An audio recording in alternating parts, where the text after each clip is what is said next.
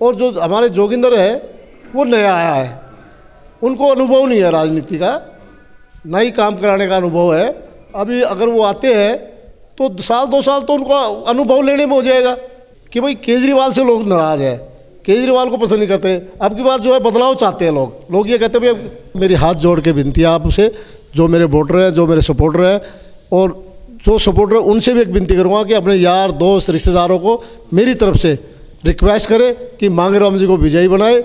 और मैं जो है कभी निराश नहीं होने दूंगा पालाम विधानसभा के लोगों को, जो मेरे से ज़्यादा बन सकेगा मैं वो विकास करने की कोशिश करूँगा। और मुझे 35 साल का सज्जन कुमार की छत्र छाया में मैंने अनुभव है।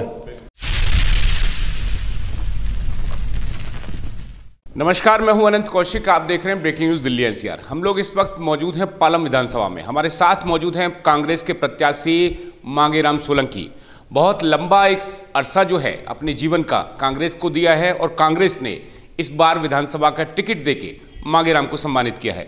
मांगेराम साहब, बहुत बहुत स्वागत है आपका। धन्यवाद। किस तरह से देखते हैं, आज लगातार आप लोग जनसंपर्क में जुटे हैं, किस तरह का माहौल है सबसे पहले, और जनता कांग्रेस को किस तरह से ले रही है? कांग्रेस को जनता इसलिए ले रही है कि शीला दीक्षित का जो समय था, जो विकास हुआ, उसको लोग याद कर रहे हैं बहुत बुरी तरह। क्योंकि केजरीवाल के 10 साल में अनऑथराइज कॉलोनियों में कोई काम नहीं हुआ। और अभी जो विधानसभा में हम पदयात्राएं करें, लोगों से डोर टू डोर मिल रहे हैं, तो वहाँ बहुत बुरा हाल है शिविरों का, रोडों का, पानी से बहुत परेशान है, गंदा पानी आ रहा है।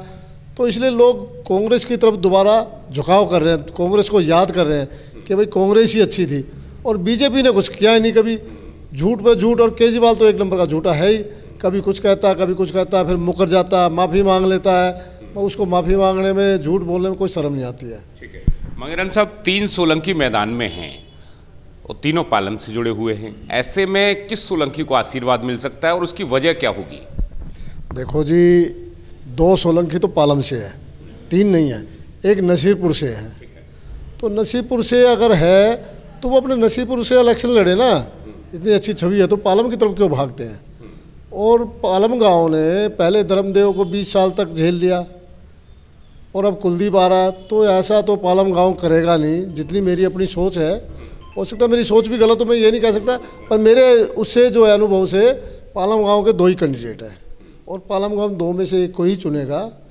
और हम 30 साल से लगे हुए हैं सज्जन कुमार जी के आशीर्वाद से, उनके हाथ के नीचे हमने काम किया है, काम करने का तजर्बा है, कैसे काम किया जाता है, अफसर से कैसे काम लिया जाता है, तो हमें अनुभव है। तो पब्लिक उस अनुभव को देखते हुए भी तो मेरे को लगता है मुझे सपोर्ट करेंगी। बिल्कुल। मांगेराम जब लोगों के बीच में समर्थन मांग रहे हैं जा के, तो मुद्दे क्या हैं मांगेराम के? कांग्रेस पार्टी का जो मैनिफेस्टो है उसमें क्या प्रमुख बातें हैं? किस तरह से लोगों को समझाएंगे, किस तरह से लोगों को बताएंगे, किस तरह से लोगों को सहमत करेंगे कि कांग्रेस पार्टी की तरफ रुख करें, मांगेराम की तरफ रुख करें? देखो जी, शीला के टाइम में पुल बने, मेट्रो हुआ, कॉलेज बने, स्कूल बने, हॉस्पिटल बने। हमारा दादेव हॉस्पिटल है वो शीला जी के टाइम पे बना, इंदिरा गांधी हॉस्पिटल है वो कांग्रेस के टाइम पे बना। और अनऑथराइज कॉलोनियों में जो लाइटें आई वो कांग्रेस ने दी। अनऑथराइज कॉलोनियों में जो विकास करने का जो हुआ वो कानून जो है शीला दीक्षित जी आए, ताकि लोगों के गलियां बन सके, पानी आ सके।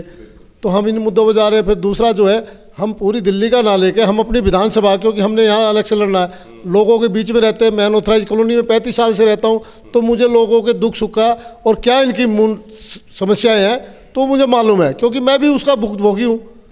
तो इसलिए यहाँ सबसे मेन समस्या है लोगों की, गंदा पानी बहुत आ रहा है। अभी मैं जो वोट मांगता घर घर डोर टू डोर जा रहा हूँ, तो गलियों में इतनी बुरी हालत कर दी है इस केजरीवाल की सरकार ने, जानबूझ के सीवरेज ब्लॉक करा दिए इन्होंने, दिल्ली सरकार के अधिकारियों से कह के कि ब्लॉक कर दीजिए, गलियों में पानी आएगा, टट्टी बहेगी, तो ये हमारे कैंडिडेट के पास जाएंगे और कैंडिडेट के पास जाएंगे तो हमारा कैंडिडेट जो है खड़ा होकर उसको साफ कराएगा ताकि हमें वोट मिल जाए। मैं ये कहता हूँ, जनता से अपील करता हूँ कि केजरीवाल को दिल्ली से भगाइए, क्योंकि कभी कहता है मुझे मोदी काम नहीं करने देता, अब मोदी से हटके फिर ये अमित शाह पे आ गया कि अमित शाह हमें काम नहीं करने देता, अड़ंगे लगाता है। अब ये कहते हैं कि वो कहना LG। तो मेरे को ये बताइए कि 5 साल तक तो मोदी की सरकार सेंटर में है और रहेगी, 42 महीने, 8 महीने हो गए, 42 महीने रहेगी। तो कैसे काम, अगर तुम जो बात कहते हो तो वो सच है तो फिर कैसे काम करोगे? उसके बाद 5 साल LG, वो भी नहीं हट सकता, तो वो तो उसी सीट पर रहेगा। तो केजरीवाल को लाके जनता को क्या फ़ायदा मिलेगा? तो मेरा कहने का मतलब ये है, जनता से यही मेरी अपील है कि इस केजरीवाल के किसी भी कैंडिडेट को पूरी दिल्ली में वोट ना दे के कांग्रेस को वोट दे, क्योंकि कांग्रेस ने विकास किया है, शीला जी के टाइम पे विकास किया है, और हमेशा जो है कांग्रेस ने बलिदान दिया है।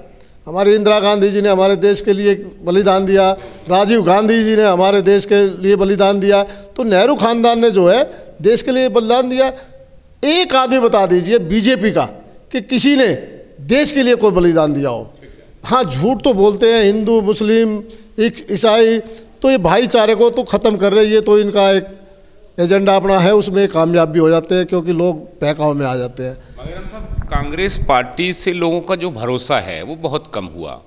उसकी एक बड़ी वजह यह है कि कभी आप आम आदमी पार्टी के साथ में होते हैं लोकसभा में, और फिर विधानसभा चुनाव आते ही आप लोग अलग हो जाते हैं, कभी गालियां देते हैं, कभी सराहना करते हैं। तो कैसे जनता भरोसा करेगी? जनता को समझाएंगे कैसे? इसकी क्या रणनीति आपके दिमाग में?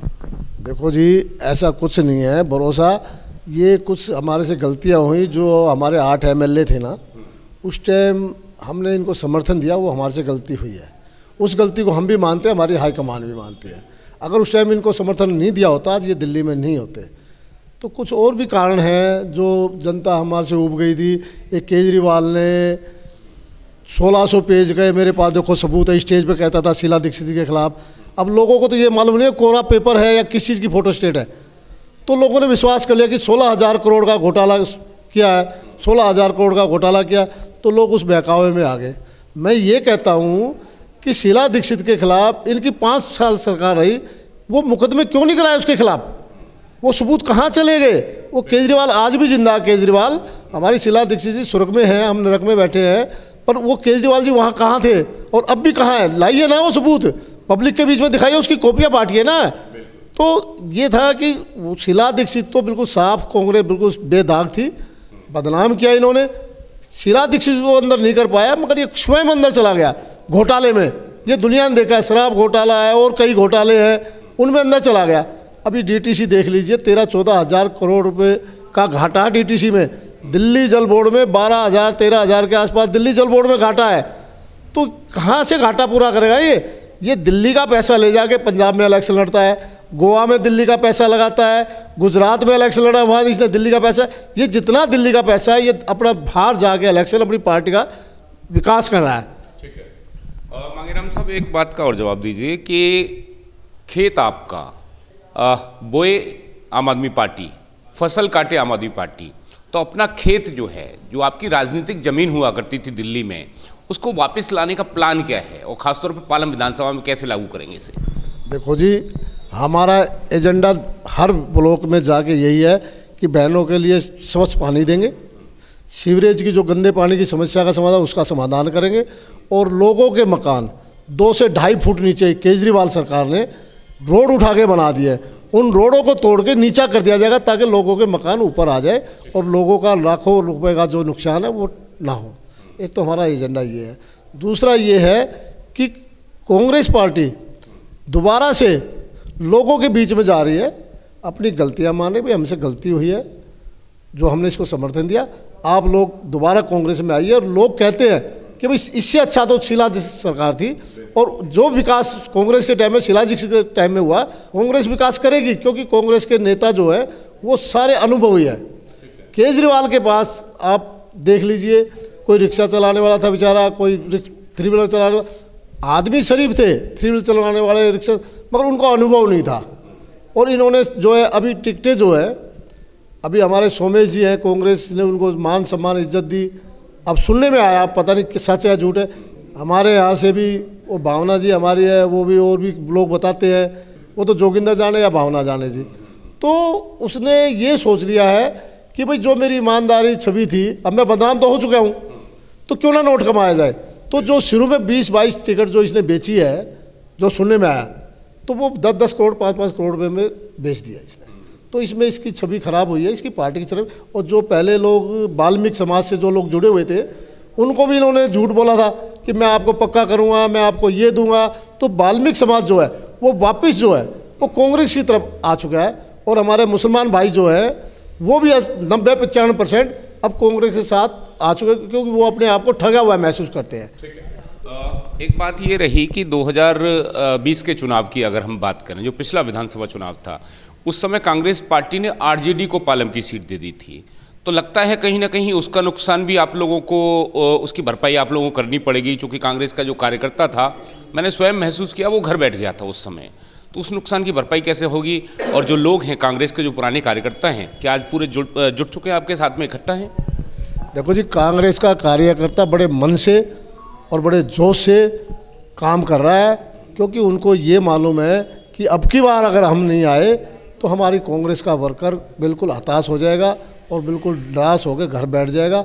घर कहाँ बैठ जाएगा जी, कांग्रेस ही ख़त्म हो जाएगी। हाँ, ये हमारी गलतियाँ थी कि हमने आरजेडी को ये सीट दी, उससे हमें बहुत बड़ा लॉस हुआ है। और हम 25 साल से, एक तो हमारे यहाँ विधानसभा में बाहर का कैंडिडेट आता था, उससे हमारी विधानसभा में बहुत लॉस हुआ, क्योंकि वर्कर हमेशा नाराज़ हो जाता था कि यार हम काम कर रहे हैं। जैसे हम मान लीजिए, मैं था 35-36 साल से कांग्रेस के लिए काम कर रहा था, तो टिकट कोई बाहर का आगे लेके आ जाता था हमारे ऊपर, तो बुरा तो लगता ही था। तो उससे जो है वर्कर जो है ना, कुछ आम पार्टी की तरफ चला गया था उस टाइम पे, कुछ इधर चला गया। तो उस टाइम छोटा वर्कर जो होता है ना, उसको बेचारे को स्कूल का एडमिशन कराना है या हॉस्पिटल में कोई करना है, तो उसका जो काम कर देगा नेता, उसके साथ जुड़ जाता है। उसको स्थानीय नेता चाहिए अपना। हाँ, उसको स्थानीय नेता चाहिए था कांग्रेस का। तो कांग्रेस पार्टी ने, मैडम सोनिया गांधी, राहुल जी ने और खड़गे जी ने मुझे टिकट दिया, और हमारे सज्जन कुमार जी और रमेश कुमार जी जो जगप्रवेश जी है, उनका आशीर्वाद मिला मुझे, और मुझे टिकट दिया पार्टी ने अब की बार। और मेरी पूरी कोशिश होगी कि पार्टी को ये पालम विधानसभा सीट जिताकर उनकी झोली में डालूं। मुकाबला किससे देखते हैं? भारतीय जनता पार्टी के कैंडिडेट से मुकाबला रहेगा, आम आदमी पार्टी के कैंडिडेट से मुकाबला रहेगा, या फिर त्रिकोणीय मुकाबला रहेगा? मांगेराम कितना आगे हैं, कितना पीछे हैं, और कहाँ खड़े हैं आज? देखो जी, आज का जो इलेक्शन है, सही मायने में तो अभी कुछ पता नहीं चल पा रहा है।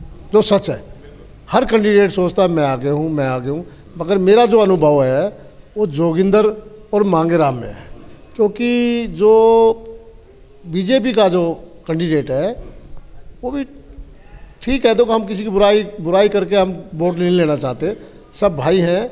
मगर ये है कि उससे नाराज़ जो वर्कर है ना भाई, 4 निगम पार्षद है, जो सुनने में आया है, हमारी किसी से बात नहीं हुई है, जो सुनने में आया कि सभी उसके खिलाफ है।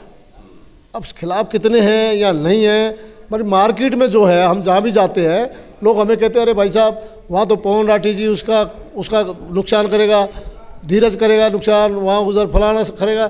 तो देखो, हमारी ना तो धीरज से बात हुई है, ना पवन राठी से बात हुई है, ना सतपाल जी से बात हुई है। मगर मार्केट में जब मैं जाता हूँ, लोगों से मिलता हूँ, वोट मांगता हूँ, तो लोग ये कहते हैं भाई साहब आपकी तो नैया पार हो जाएगी। मगर भाई क्या, किस कारण वोट दोगे तभी तो होगी।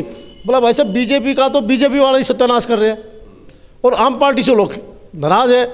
और जो हमारे जोगिंदर है वो नया आया है, उनको अनुभव नहीं है राजनीति का, ना ही काम कराने का अनुभव है।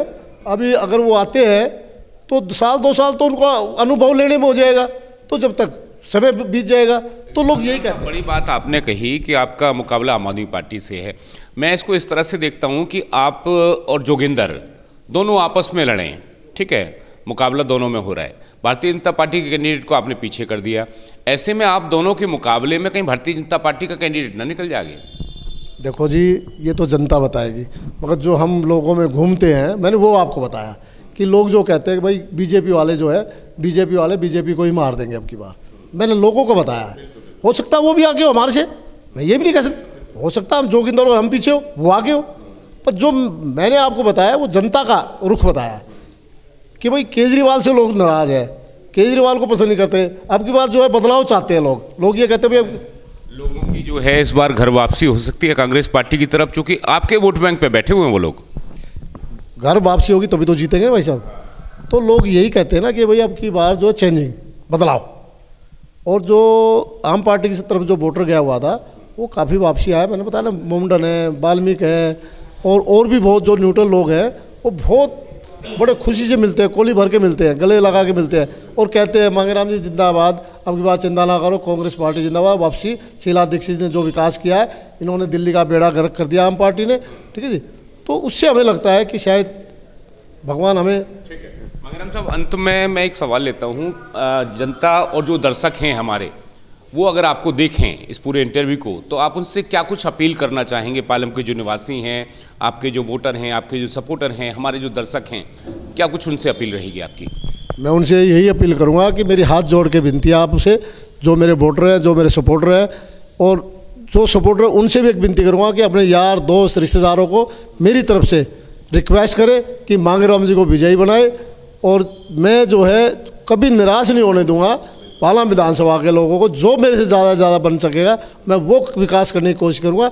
और मुझे 35 साल का सज्जन कुमार की छत्र छाया में मैंने अनुभव है, मैंने सीखा उनसे कि अफसर से हाथ जोड़ के काम कब लेना है, कब उससे थोड़ा टाइट करके लेना है, और कौन सा विकास कैसे होगा, किस डिपार्टमेंट से फंड आएगा। तो ये हमें थोड़ा नॉलेज है जो हमारे आम पार्टी से कैंडिडेट शायद उसको नहीं है। तो मेरी विनती यही है जनता से कि बड़े सोच समझ के, बड़े विचार करके, देख के तीनों कैंडिडेटों में, और फिर पसंद करके फिर वोट दे, और मुझे वोट दे। मैं तो यही विनती करूँगा। बहुत बहुत धन्यवाद आपका। धन्यवाद। मांगेराम सोलंकी कांग्रेस पार्टी से प्रत्याशी पालम विधानसभा, पूरा जो बातचीत है वो बताते हुए, खासतौर पे आगाह करते हुए जनता को कि आम आदमी पार्टी को वोट क्यों ना दें और कांग्रेस पार्टी को वोट क्यों दें। साथ में कितना अब तक उनका जो सफ़र रहा है, किस तरह का रहा, आगे पालम के जो हालात हैं, अगर जनता उन्हें आशीर्वाद देती है तब वो किस तरह से वो हालात बदलेंगे, ये सब बताते हुए सहयोगी गौरव कुमार के साथ मैं अनंत कौशिक।